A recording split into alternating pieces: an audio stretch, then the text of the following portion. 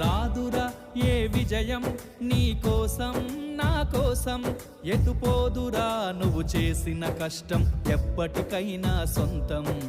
కాలంతో పయనించే వాడికి కానిది ఏముంది, సాధనతోనే సాధ్యమవ్వునని సదాశయంతో సాగర ముందుకు. రాదురా ఏ విజయం నీ కోసం నా కోసం, ఎటుపోదురా నువ్వు చేసిన కష్టం ఎప్పటికైనా సొంతం.